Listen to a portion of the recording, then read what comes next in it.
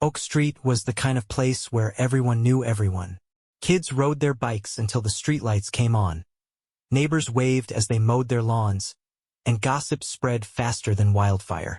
Except for one house, the one at the very end of the street, where Mr. Grayson lived. Mr. Grayson had been there longer than anyone. He was in his late 60s, with a wiry frame and a permanent scowl etched into his face. His house was an eyesore, a crumbling relic with peeling paint and overgrown bushes.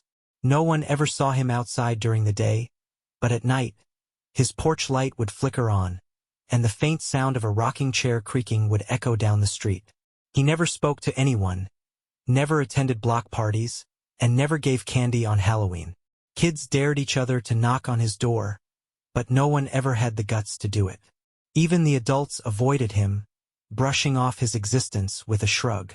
Just a weird old man, they'd say. But everyone agreed there was something unsettling about him. Things started getting strange one fall evening. Mrs. Carpenter, who lived directly across from Mr. Grayson, noticed that his porch light wasn't flickering like usual. Instead, it stayed on, glowing steadily. But what caught her attention was the figure standing just beyond the light's reach. At first, she thought it was Mr. Grayson. But the figure was too tall, its posture too stiff. She stared at it for a moment, waiting for it to move, but it didn't.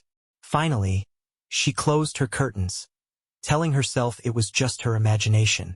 The next morning, the porch light was off again, and the figure was gone. But when Mrs. Carpenter stepped outside to get her newspaper, she noticed something unusual. The same rocking chair that had been on Mr. Grayson's porch for years was now sitting in her front yard. She asked her husband about it, but he shrugged, dismissing it as a prank. But Mrs. Carpenter couldn't shake the feeling that someone had been watching her through the night. 2 days later, Mr. Grayson's house went dark. No lights, no movement, no creaking rocking chair. It was like he'd vanished. The neighborhood buzzed with theories. Maybe he moved out. Maybe he passed away. Maybe someone finally hauled him off to a retirement home. No one really knew, and no one bothered to check. But then the notes started appearing. At first, they were harmless enough. Slips of paper tucked under doormats or wedged into mailboxes. The handwriting was jagged, almost childlike, and the messages were strange. Stop looking. It's still there. You're not safe. The neighbors dismissed them as a prank, but the unease spread. One night, Sarah Whitaker, a high school senior who lived 2 houses down from Mr. Grayson, woke to the sound of tapping on her bedroom window. She froze, her heart pounding as the sound continued. Sharp, deliberate taps. When she finally mustered the courage to look, she saw a hand pressed against the glass. Thin, pale, and unmoving. She screamed, and the hand disappeared. Her parents rushed in, but when they checked outside, there was no one there. Just a single piece of paper stuck to the window, held in place by a shard of glass. The note read, "Don't make me come inside." The police were called, but there was nothing to go on. No footprints, no fingerprints, no sign of forced entry. Sarah's parents tried to reassure her, but the fear lingered, especially when they noticed something strange the next morning. The rocking chair was back on Mr. Grayson's porch, and it was rocking. From that night on, the neighbors began to notice something else. At the edge of their vision, just past the glow of the streetlights, a shadow would flicker, tall, stiff, and watching, and no matter where they were on Oak Street, it always seemed to be looking directly at them. The rocking chair became a fixture on Oak Street again, creaking softly in the night breeze. But it wasn't just the chair. Other things started happening, things no one could explain. Mrs. Carpenter found her garden gate swinging open every morning, no matter how tightly she latched it. The Matthews family's dog refused to go outside after dark, scratching at the door and barking into the empty backyard. And the Petersons? They swore they heard footsteps on their roof at night, though they never found anyone there. At first, the neighbors dismissed it as coincidences. Kids playing pranks. Must have been the wind. Animals wandering too close. But everyone was uneasy. No one could ignore the fact that all these things seemed to lead back to one place. Mr. Grayson's house. One evening, Kyle Peterson, a high school senior, decided to investigate. Kyle was known for his curiosity, his love of ghost stories, and his lack of fear, or what some might call recklessness. With a flashlight in one hand and his phone in the other, he crept down the street toward Mr. Grayson's house. The porch light was on, casting long, flickering shadows across the yard. The rocking chair swayed gently, though the air was still. Kyle hesitated at the edge of the lawn, his breath visible in the cool night air. Just a creepy old house, he muttered to himself, stepping onto the cracked walkway. The front door was ajar, a sliver of darkness visible through the gap. "Mr. Grayson?" Kyle called, his voice barely above a whisper. No answer. He pushed the door open, the hinges groaning loudly. The house was cold, the kind of cold that seeped into your bones. The furniture was covered in dust, the air thick with the smell of mildew. But what struck Kyle most was the silence. Not just the absence of sound, but a silence so heavy it felt like the house was holding its breath. As he moved through the living room, his flashlight beam caught something on the floor. It was a shoe. Kyle frowned, kneeling to examine it. It wasn't old or dusty like everything else in the house. It was clean, like someone had dropped it there recently. A faint sound came from upstairs. A soft, shuffling noise, like someone moving slowly. Kyle's heart pounded as he aimed the flashlight at the staircase. "Hello?" he called again. The shuffling stopped. He hesitated for a moment before climbing the stairs, each step creaking under his weight. At the top of the staircase was a hallway lined with closed doors. The smell was stronger here, sharp and sour, like something rotting. The door at the end of the hall was slightly open, a faint light spilling out into the corridor. Kyle approached it slowly, his flashlight trembling in his hand. He pushed the door open and stopped cold. The room was empty, except for a single object in the center of the floor. A phone. His phone. The one he was holding in his hand. Kyle stumbled back, nearly dropping the flashlight. The door slammed shut behind him, plunging the room into darkness. He fumbled with the handle, but it wouldn't budge. And then he heard it. A low, raspy breathing, coming from the corner of the room. His flashlight flickered as he turned, the beam landing on a figure crouched in the shadows. It was thin, its arms too long, its head tilted at an unnatural angle. And it was watching him. Kyle screamed, pounding on the door as the figure began to move.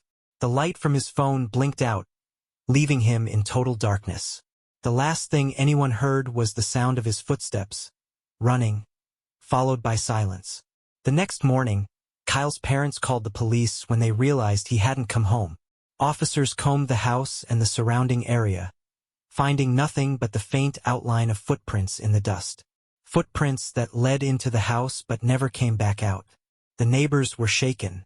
Kyle's disappearance spread fear through the street, each person wondering who, or what, might be next. And that night, for the first time in years, the porch light at Mr. Grayson's house stayed on. All night long. From that night on, no one walked past Mr. Grayson's house after dark. But even in the safety of their homes, people swore they could see something. A shadow in the window, watching, waiting. After Kyle's disappearance, Oak Street was never the same. The parents who had once let their kids play outside until dark now called them in before sunset. Neighbors locked their doors and drew their curtains, refusing to even glance at Mr. Grayson's house. But fear has a way of spreading, and it didn't stay contained to the end of the street for long. A week after Kyle vanished, Mrs. Carpenter heard something outside her window. It was late, past midnight, and the neighborhood was silent. She had been sitting in her recliner, trying to finish a mystery novel, when the noise began. At first, it sounded like leaves rustling in the wind. But then it grew louder, closer. She moved to the window, her hands trembling as she pulled the curtain back. Her yard was empty, bathed in the faint glow of her porch light. But just as she was about to step away, something moved in the shadows by the fence. A figure. Mrs. Carpenter squinted, her breath catching in her throat. The figure was tall and thin, standing perfectly still. She couldn't make out its face, but its posture was unnerving, rigid, unnatural. Her heart pounded as she reached for her phone, dialing 911. When she looked back, the figure was gone. The police arrived within minutes, their flashlights cutting through the darkness as they searched the yard. They found nothing. No footprints, no broken branches, no sign that anyone had been there. But Mrs. Carpenter knew what she'd seen. And she wasn't the only one. The Matthews family, 2 houses down, began hearing strange noises at night. It started with faint tapping on the windows. Then it became scratching, low and deliberate, like nails dragging across the glass. One evening, Mr. Matthews decided to investigate. Armed with a baseball bat and a flashlight, he stepped outside, his wife watching nervously from the doorway. The air was cold, the kind of cold that didn't belong in early fall. He circled the house, his flashlight scanning the yard. Everything seemed normal until he reached the back corner. There, scratched into the siding, were 5 long marks, deep enough to splinter the wood. Mr. Matthews frowned, running his fingers over the grooves. "What the hell?" he muttered, and then he heard it. The faint creak, like a door opening. He spun around, his flashlight landing on the back door of Mr. Grayson's house. It was swinging open, the faint light from inside casting long shadows across the yard. He froze, his grip tightening on the bat. Something was moving just beyond the doorway, something tall and thin. But before he could make out the shape, the door slammed shut. He didn't go any closer. Instead, he backed away slowly, his flashlight trembling in his hand. When he got back inside, he didn't tell his wife what he'd seen. But the scratches on the siding stayed with him, etched into his mind as clearly as they were on the wood. The next morning, word of the incident spread quickly. No one could explain it, and no one wanted to try. That night, the Matthews family packed their bags and left. By morning, their house was empty, a for sale sign planted in the yard. The neighbors pretended not to notice, but the silence on Oak Street was louder than ever. The police continued their investigation into Kyle's disappearance, but with no leads, no witnesses, and no evidence. They hit a dead end. "We're doing everything we can," they told his parents. But even the officers seemed hesitant to spend too much time near Mr. Grayson's house. By the end of the month, 3 more families had moved away. And those who stayed began to notice something else. The rocking chair on Mr. Grayson's porch was moving again. It didn't matter if the air was still or if the wind was strong. It always moved at the same slow, deliberate pace. And sometimes, late at night, they swore they saw a figure sitting there.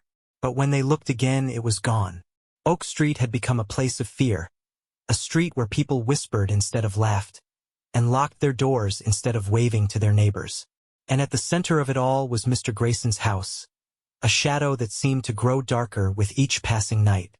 But the worst was yet to come.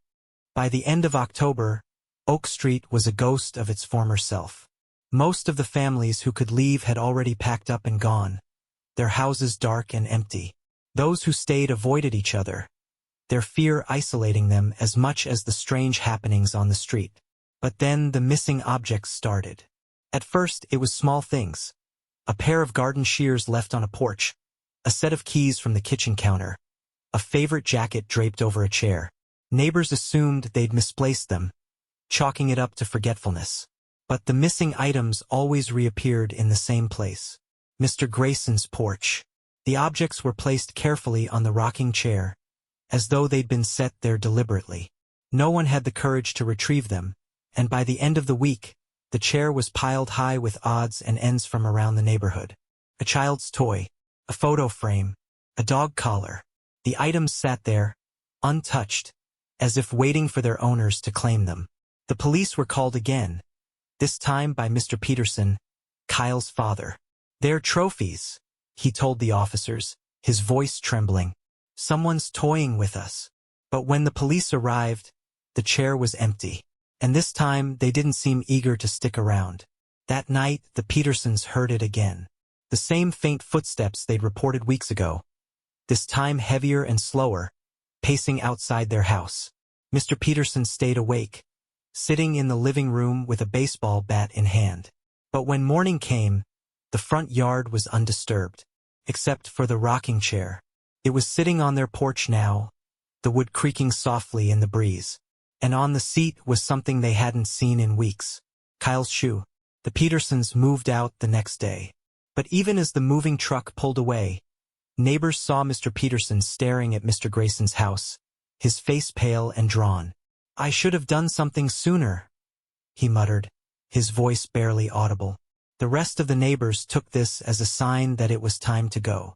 One by one, the houses on Oak Street emptied, until only 2 remained. Mrs. Carpenter, who was too stubborn to leave her home of 40 years, and the Millers, a young couple who had just moved in and dismissed the stories as small-town superstition. That weekend, Mrs. Carpenter decided to check on the Millers. She hadn't seen them outside since they'd moved in, and she was desperate for some company. But when she knocked on their door, no one answered. The house was silent, the curtains drawn tightly over the windows. She peeked inside but saw nothing unusual. Still, the uneasy feeling in her chest wouldn't go away. That night, the porch light on Mr. Grayson's house flickered for the first time in weeks. And as Mrs. Carpenter watched from her window, she saw something that made her blood run cold. The rocking chair was empty, its seat swaying gently in the breeze. But standing in the doorway, silhouetted by the dim light, was a figure. It was tall and thin, its face obscured in shadow. For a moment, Mrs. Carpenter thought it was Mr. Grayson. But as the figure stepped forward, she realized it wasn't. It was holding something. A jacket. The same jacket Mrs. Carpenter had seen Mr. Miller wearing the day he moved in. Mrs. Carpenter locked her doors and sat in the dark, clutching her phone as she debated whether to call the police. But as the hours passed, she couldn't shake the feeling that it was too late, because the next morning the Millers were gone, and the rocking chair was back on Mr. Grayson's porch. By the first week of November, Mrs. Carpenter was the only one left on Oak Street. The Millers had vanished without a trace, and the rest of the neighbors had packed up and moved away, leaving their homes dark and lifeless. Even the police stopped patrolling the area, their repeated visits yielding nothing but more questions. The street had fallen into silence, save for the occasional creak of the rocking chair on Mr. Grayson's porch. Mrs. Carpenter stayed because she refused to leave the house where she'd spent her entire life. But her defiance came at a cost. The nights grew longer, the shadows outside her windows deeper, and the feeling of being watched never went away. She began sleeping in the living room, the lights on and a heavy lock on the front door. But no matter how tightly she secured the house, she couldn't stop the sounds. The faint tapping on the windows, the slow, deliberate creak of footsteps on her porch, and the whispers just barely audible that seemed to come from the walls. One night, she heard something that made her blood run cold. A knock at the door. It was loud and purposeful, echoing through the empty house. Mrs. Carpenter froze, her hand gripping the phone. She waited, holding her breath, but the knock came again. When she finally found the courage to approach the door, she called out, "Who's there?" There was no answer. She peeked through the peephole, her heart pounding. But the porch was empty. Just as she stepped away, a single loud bang rattled the door, making her stumble backward. This time, she didn't hesitate. She called the police. The officers arrived within minutes, their flashlights cutting through the darkness as they searched the yard. But they found nothing. No footprints, no sign of forced entry, and no rocking chair on Mr. Grayson's porch. "Ma'am," one of the officers said, his tone serious, "are you sure someone knocked?" Mrs. Carpenter nodded, her hands trembling. "I'm not imagining this," she said. "Something is out there." The officers exchanged uneasy glances before one of them replied, "We'll keep an eye on the area. You should consider staying somewhere else for a while." But Mrs. Carpenter shook her head. "This is my home," she said firmly. The officers left, and the house fell silent again. But as Mrs. Carpenter sat in her recliner, trying to convince herself she was safe, she noticed something. The back door, which she'd locked before the police arrived, was slightly open. Her blood ran cold as she approached it, the faint night air brushing against her face. She stepped outside, her flashlight trembling in her hand. The backyard was empty, the bushes swaying softly in the breeze. But when she turned to go back inside, She froze. On the ground, just outside the door, was an old photograph. It was faded and yellowed, the edges frayed. She picked it up, her hands shaking as she stared at the image. It was of Mr. Grayson, standing on his porch, his face obscured by shadow. And in the background, barely visible, was Mrs. Carpenter's house. The photo wasn't new. The trees were younger, the porch freshly painted. It must have been taken decades ago. But what made her stomach twist was the figure standing in her front yard, staring directly at the camera. It was tall and thin, with a face she didn't recognize. She dropped the photo and stumbled back inside, locking every door and window. For the rest of the night, she sat in her chair, gripping a flashlight and a kitchen knife, her eyes fixed on the front door. But nothing happened. The next morning, the rocking chair was back on Mr. Grayson's porch. And sitting on the seat was the photograph. Mrs. Carpenter didn't leave her house that day, or the next. By the end of the week, her curtains stayed drawn, and her mailbox overflowed with unopened letters. The mail carrier was the first to report it. "I haven't seen her in days," he told the police. When the officers arrived, they found the house locked.